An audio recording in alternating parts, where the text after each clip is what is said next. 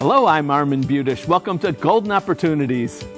Today, here's to your health. We'll prescribe medical news you can use. Then, we'll help you map out the twisty road of your life's financial journey with a personal GPS, a guiding plan for solvency. Plus, medications can be miracles, but prescriptions can also become addictions. We'll detail the dangers of drug abuse for seniors. And will you lose your home if you need a nursing home? It's time to get GOing, so pull up a chair and join us at our kitchen table for Golden Opportunities.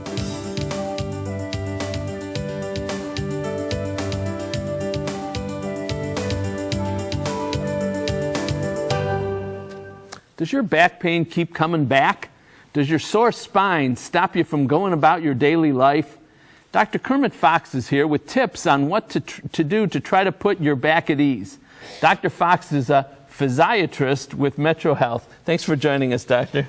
Well, thanks, Armin. Good job on the pronunciation, by the way. Well, I have to ask you, what is a physiatrist? Well, a physiatrist is a doctor who focuses on maintaining and restoring function.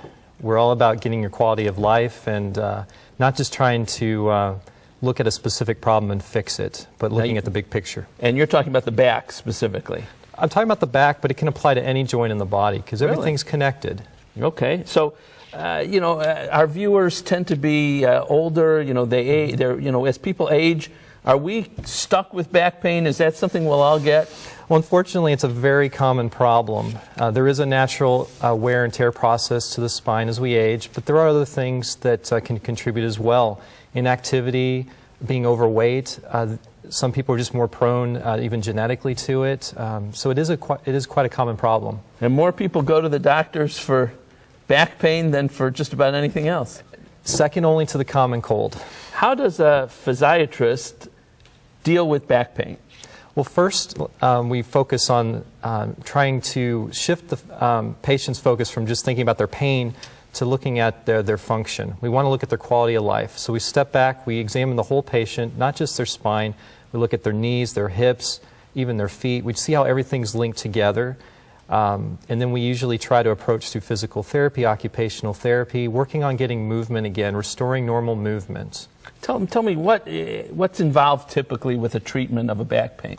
Yeah, so we usually have them come into our clinic. We do an evaluation over 30 to 40 minutes. We come up with a treatment plan. If physical therapy was involved, we'd send them to a course of therapy.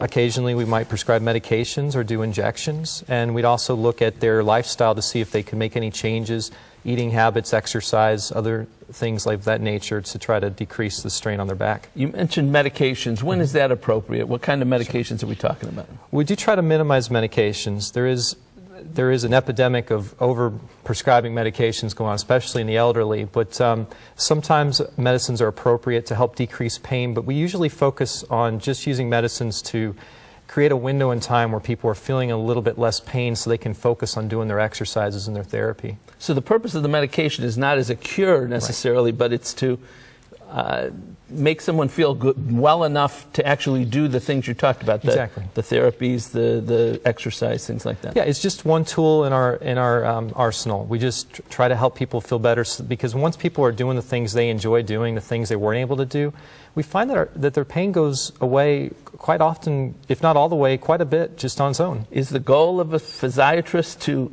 get rid of all the pain or make it manageable? I'd say more to make it manageable. Our main goal is to get people back to doing the things they love to do. And when people shift their focus from their pain to their function, they tend to do much better. How successful are you dealing with back pain through the medications leading to the therapy as opposed to surgery?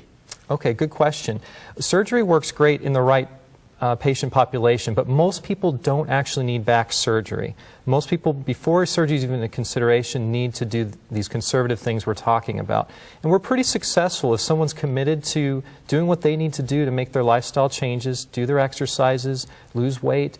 Most people tend to do pretty well. Can you, and I know this is a bad question to ask a doctor, but is there a percentage of people that you can say would improve enough that they don't need surgery when they come in? I'll give a ballpark figure, but I'd say probably 95% of the people that walk in our door will never need surgery on their back ever. Wow, that's great. Well, this is great information, Doctor. Thank you very much. You're welcome. It's great to meet a physiatrist. Back pain can be debilitating, but by focusing on your form and your function, Dr. Fox and his colleagues at Metro Health can help you put your back pain on the back burner, no matter where you live. And you can see them in Westlake and Strongsville and at Metro Health's main campus. And then, coming in July, there's also a new center in Middleburg Heights, which is very exciting. So to find out more, call the Metro Health Spine Center at 216-778-3700 or log on to metrohealth.org/spine. My thanks to Dr. Fox, a physiatrist, for joining us today. Call Metro Health at 216-778-7800 to learn more or visit www.metrohealth.org. Want more Metro Health medical information? Be sure to tune into WTAM 1100 Radio each Saturday morning at 7 for Metro Health and You, hosted by Dr. Christine Alexander. Next, choosing the best financial road for every stage of life. But first, the crack of the bat is a sure signal baseball season has begun. And each new season also brings the hope of another crack at the World Series. Yet, there were 2 years when the series was struck out. Can you name the times when the Fall Classic was canceled? We'll pitch the winning answers when we return. The newest masterpiece at the Cleveland Museum of Art is the Cleveland Museum of Art, with a soaring light-infused atrium, completely redesigned galleries for every work of art, and the culinary splendor of provenance. These are just part of your magnificent new Cleveland Museum of Art. Come see Cleveland's masterpiece. Come see amazing. The first World Series to strike out was back in 1904 when the New York Giants backed out from playing the Boston Americans because no one could referee the rivalry. Then, in 1994, the major leagues had a major meltdown, an ongoing strike that washed out that year's World Series. Way back when you struck out on your own, you began a financial journey. And if your trip's been like the rest of ours, it's taken a toll on you. I bet you found yourself on roads full of unexpected money potholes.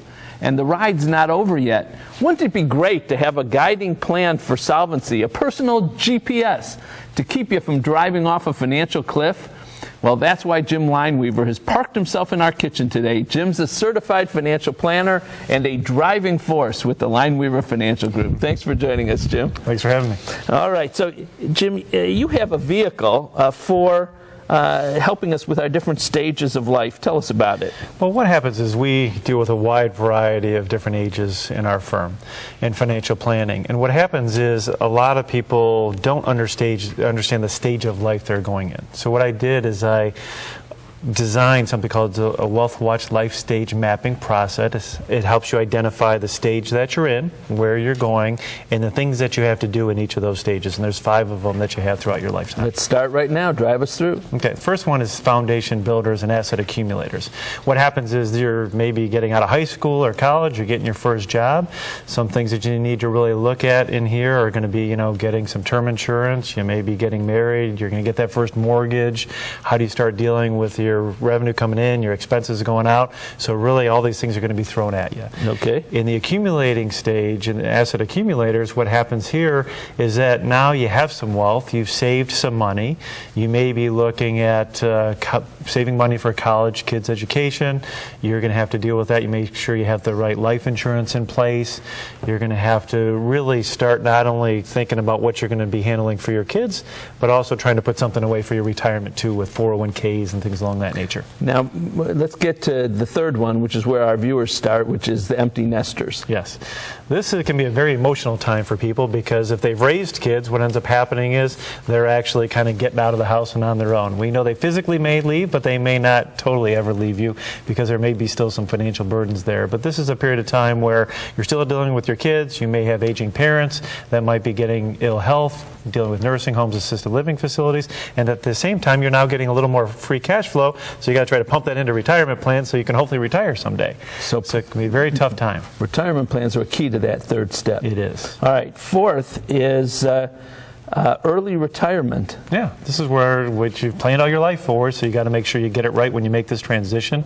You got to make sure you have, you're addressing long-term care, what kind of cash flow are you going to have coming in to make sure you don't outlive your money, and dealing with a lot of these issues can then be pretty stressful because it's the first time you're ever encountering this and you're leaving that job behind. This is a time when people have to look at their life insurance, whether they need it or not still, buy more, get rid of the old, those sorts of things. Exactly. All right. And the fifth stage is golden years. Yes, so this you're playing with your grandkids, you're having fun, you're enjoying life, but unfortunately sometimes if we're not real healthy, this is where we might run into some issues of home health care, nursing homes, things along that nature. So you want to make sure all your estate planning documents are properly in place, wills, trusts, powers of attorney. You might start gifting money out of your estate so that it's not a big tax burden or things along that nature. And you may want your kids to enjoy the money now if you have some excess, as opposed to who knows what happens after you're gone. All right, and you have a seminar that you're going to be talking a lot more about these 5 steps and what people can do to prepare in each one. We do, because those are really can get into a lot of detail and stuff. And what we're doing is we're having one on Tuesday, April 23rd at 6:30 p.m. in our Valley View office, and also Thursday, April 25th at 1 o'clock. Anybody can come? Yep, and it's free for your viewers as well. All right, Jim. Thank you very much. Great information, and thanks for doing the seminar so people can get more. My pleasure. On this economic expressway, it's essential that you read the signs that Jim has pointed out. And if you need help, go to Jim's seminar or give him a call. With proper planning at the end of the road, you might discover that it was a joyride. We'll be back. Find out more by calling the Lineweaver Financial Group at 1-888-313-4009 or log on to www.lineweaver.net. Looking for places to go, things to do? Welcome to our community calendar. There's a reason to rejoice over a snowy day. It's the wonderful work of Ezra Jack Keats, now in an exhibition at the Akron Art Museum through June 30th. His amazing art, including this story, which was the first modern full-color picture book to feature an African American, will be on display. To read more about it, visit www.akronartmuseum.org. And to learn more, call 330-376-9185. Souvenirs from family vacations, your grown-up kids' old school projects, exercise gadgets, old tax returns, the stuff of your life, it can really add up. But now you're ready to subtract a few things, or at least divide them into places so you can find what you're looking for.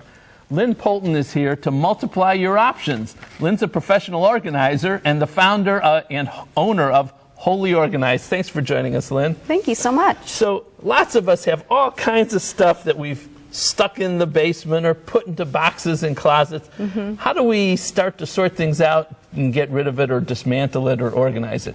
Well, the first step is to identify your goals. So what do you want to do? Do you want to lessen clutter?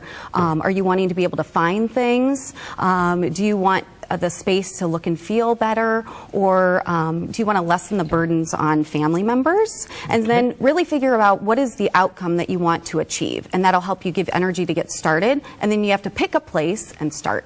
For me, the outcome I want to achieve is to have my wife stop yelling at me, so that's all good. That comes up. So the basement, let's start there because we stick a lot of stuff there. We sometimes don't even know what we have in the boxes in the basement. Exactly. So, and we're looking, that is not a picture of my basement, but it could be.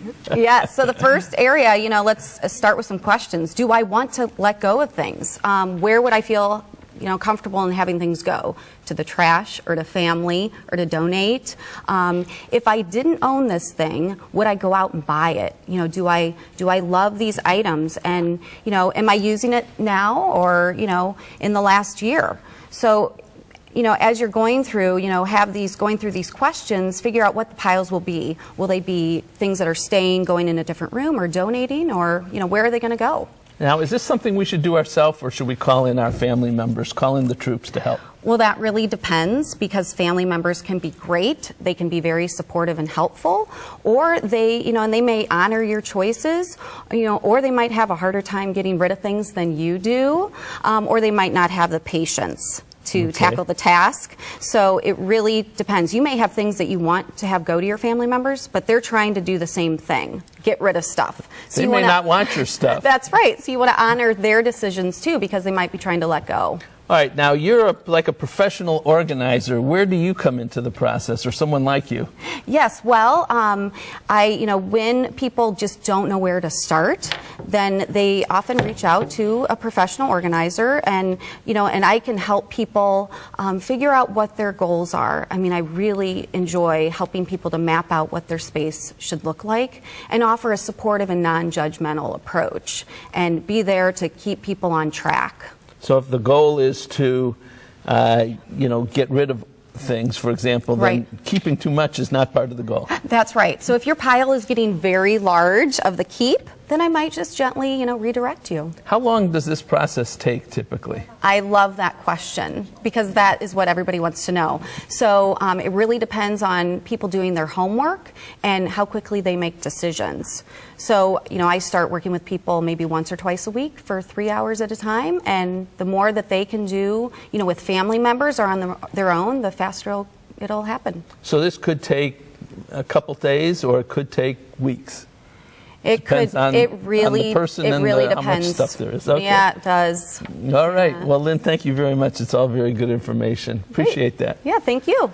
Keeping what you need and you love and getting rid of what you don't creates more than an organized space. It actually creates peace of mind.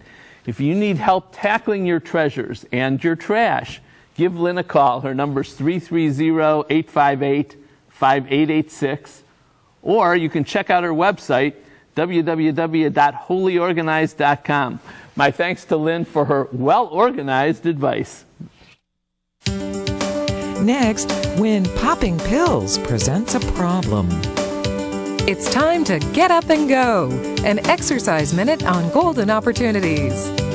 Hello, I'm Mike Carbon from Breakout Fitness, and today we're here to show you how to do a basic quad stretch that you can do before physical activity or even after physical activity for a little bit of a cool down. This is a simple exercise. We're just going to want to make sure we have a firm surface next to us just in case we lose our balance, because we will be standing on one leg for this. Let's show them how it's done. Let's do it. We're going to start by grabbing your ankle, keep your hands on the firm surface, and just pull your heel into your backside, okay? And you want to make sure that both legs stay even here. Both legs are even. You don't want to rock or sway back and forth. Hold it for 5 to 10 count. Let's release and switch. Go ahead, try the other side there. Pull the ankle into the backside. Maintain your posture, and you have it. How you doing? Is this supposed to hurt? No pain, no gain does not apply here. So good job. All right, everybody. 2 to 3 times, 5 to 10 seconds, and now it's your turn to get up and go. For your copy of the exercise booklet, please send $1 for postage to Golden Opportunities, 23240 Chagrin Boulevard, Suite 450, Beechwood, Ohio, 44122. Many seniors are abusing prescription drugs, and they don't even realize it. And did you know that taking medications raises your risk of theft? Pharmacist Rose Allen is here to prescribe a dose of healthy advice to keep seniors safe. Rose is the president of the Northern Ohio Academy of Pharmacy. Thanks for joining us, Rose. Thank you, Armin. And I understand you just got an award. Yes, I did, for prescription drug abuse prevention education in the communities. Which is a little bit what we're going to talk about today. Yes. So let me first ask, how can a person, a senior citizen, be abusing drugs and not know it? That's somewhat easy to understand from a standpoint of seniors take medications, and sometimes it's a situation where maybe there's been a death of a spouse or a significant other, and they are given medication to get through the rough time. Sure. A couple of weeks of not being able to sleep or being anxious, and they're given medications to help relieve those symptoms. Mm-hmm. If they're kept on those meds or continue to take them long past that amount of time, like maybe a few weeks, and maximum a couple of months, then they are setting themselves up for abuse and perhaps addiction. Gotcha. So that's one example. Can you give us another one of inadvertent abuse? Inadvertent abuse also falls under the category of, let's say the deceased spouse had meds left over, and they want to not spend any more money, so they take those meds. They'll say, well, I can probably use those meds because we've had similar symptoms before. And they do that, and they can set themselves up for abusing those meds because they're different. So taking a spouse's medicines or somebody else's medicines, or even your own old medicines, I assume the same thing would apply. Old medicines or medicines from a neighbor or friend.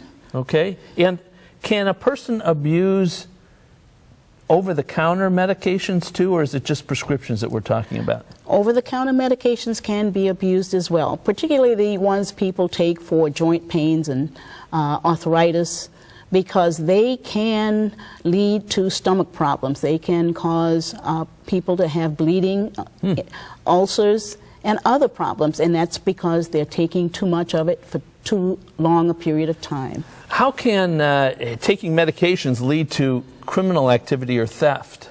Well, that's another area that's growing now, because seniors often are given pain meds, and there are people out there who want those pain meds, and they will observe seniors going to the pharmacy and getting prescriptions filled, watch, and when they are least expected, they may walk up and try to take the meds, snatch them, knock a senior down, and run away with them. There are people who, do they sell it, or is that what they do? Sometimes it's for their own use. Sometimes it is to sell, to get money to support another habit. And I've heard you say that there can actually be problems right in your own home with your medication, somebody stealing or going after them. Tell me about that. Well, that's something that's also recently occurring, and that is people will come to a house and go upstairs or wherever the medications are kept and take meds, particularly when people are putting houses on the market.